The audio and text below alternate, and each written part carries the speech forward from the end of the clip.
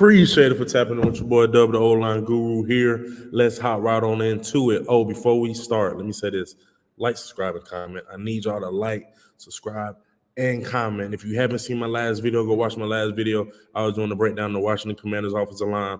I see they might have tried to play a little bit better this week. I haven't really got to watch all 22 of it. I've seen some decent plays by them. I know they were struggling a little bit last week. I'm not sure how they did, but go check out that last video.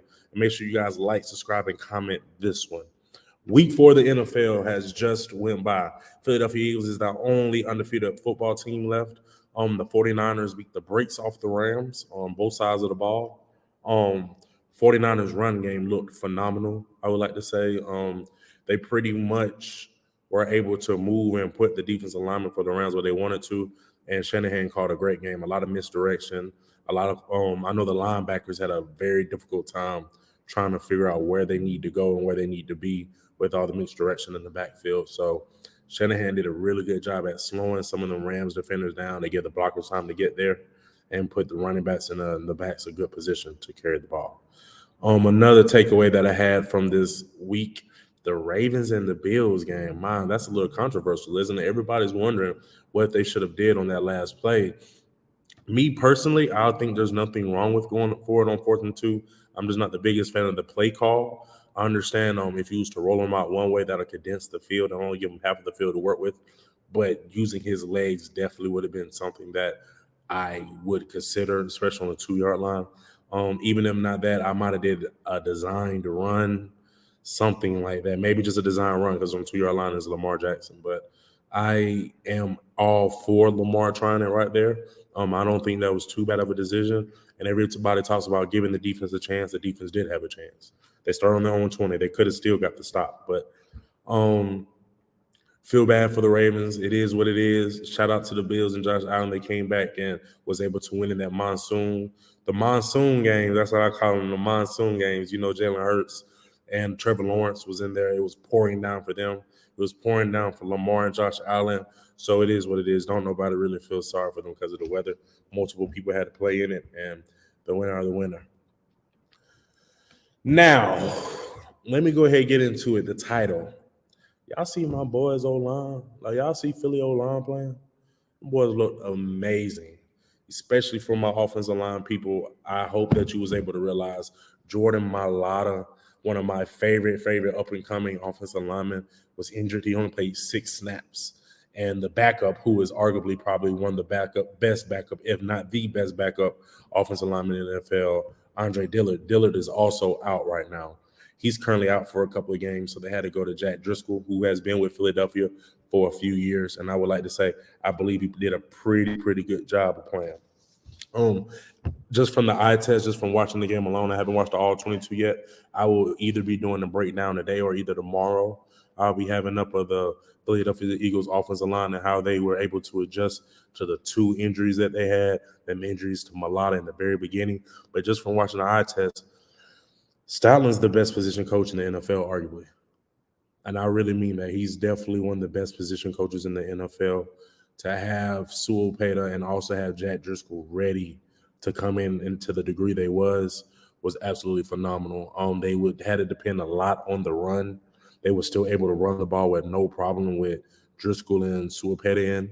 The only difference I would say is a little bit, I know with Driscoll on some of them pass protections, since Mailata is such a big and wider target, I don't know if they try to run through him as much, and even as so, he didn't give up his ground as much. So when Driscoll first came in, I was noticing just a little bit the way the pocket was not quite the same as Mailata. Mailata tends to widen them out a little bit more.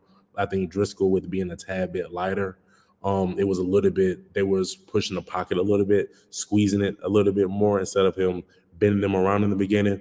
I haven't watched the all 22 yet, but that's probably my only takeaway I would say so far that I've seen. Besides that, he played very well.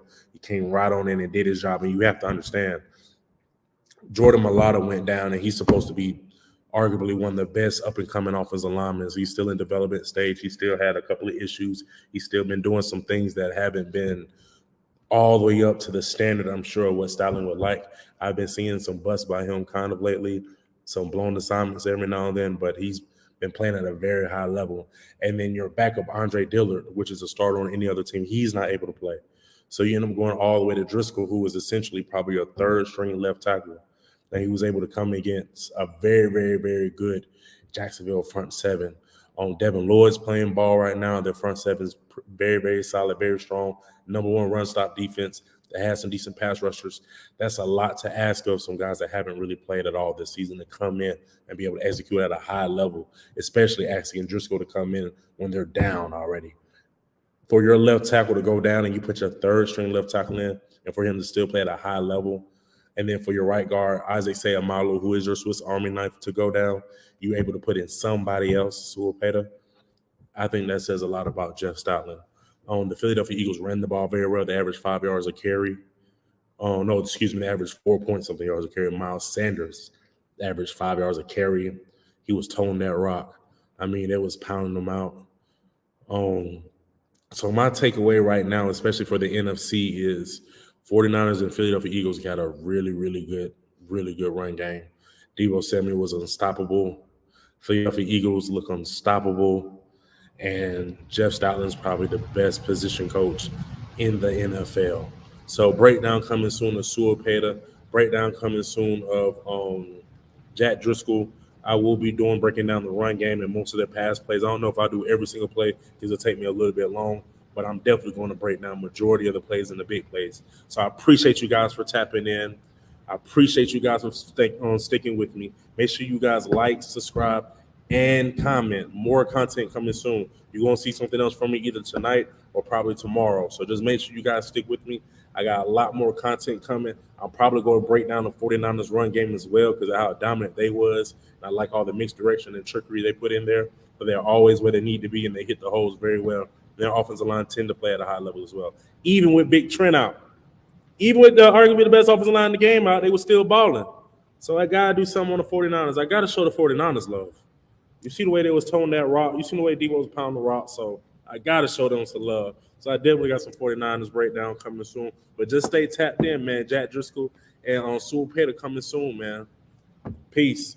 Like, subscribe, comment.